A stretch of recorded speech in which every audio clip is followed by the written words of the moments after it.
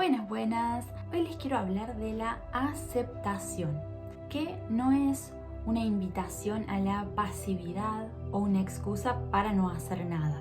Es una actitud que va acompañada de una parte activa, la de aceptar para actuar mejor. Es cierto que a veces en la noción de aceptación está la idea de someterse o resignarse, pero no siempre. En la aceptación hay cierto margen para maniobrar. Aceptar no se trata de actuar como si no tuvieras miedo, sino de reconocer tus miedos y seguir adelante con ellos. Respecto a nuestras emociones, que surgen de fenómenos automáticos e inconscientes, no tenemos más remedio que aceptarlas. Pero entonces, ¿cómo puede una actitud pasiva ser efectiva? Steve Hayes, terapeuta e investigador, utilizó la siguiente metáfora para explicar esta paradoja. Imagina que estás conduciendo un autobús. Los pasajeros son tus pensamientos, emociones, estados de ánimo, experiencias pasadas e influencias culturales. Algunas son agradables o tranquilas y otras mucho más dolorosas. Tenés que conducir este autobús a un destino elegido por vos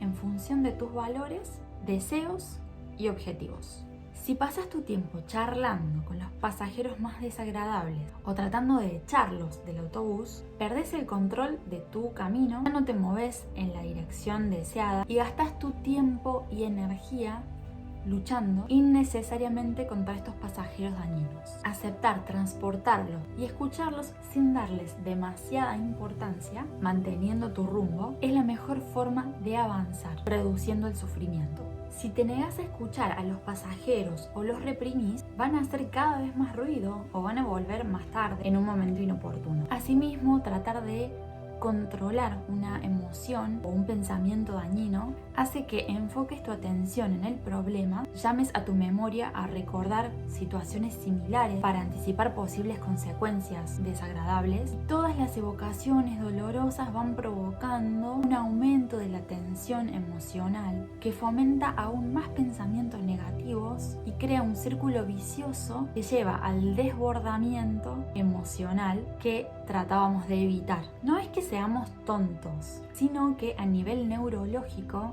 la noción de plasticidad cerebral explica cómo priorizamos la mejor comunicación entre neuronas, gracias al aprendizaje tanto de lo lindo como de lo feo.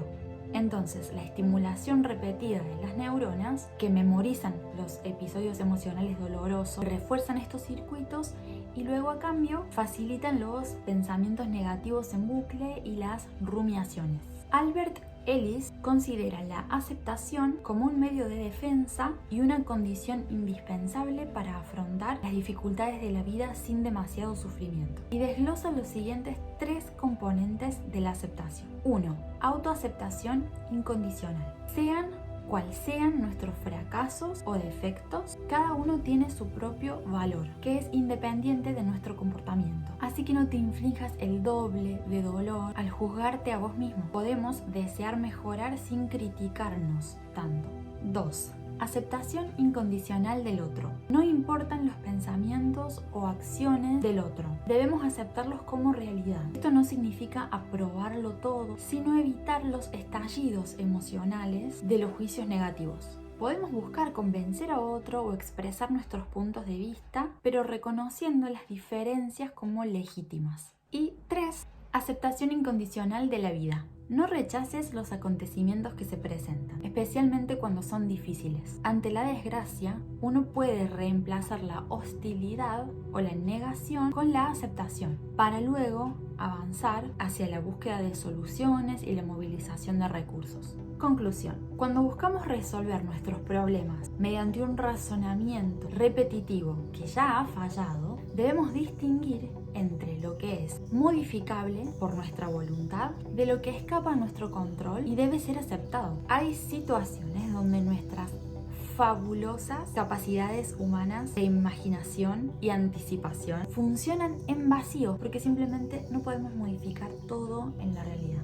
Espero que esta información te haya gustado y o servido. Te mando un beso grande.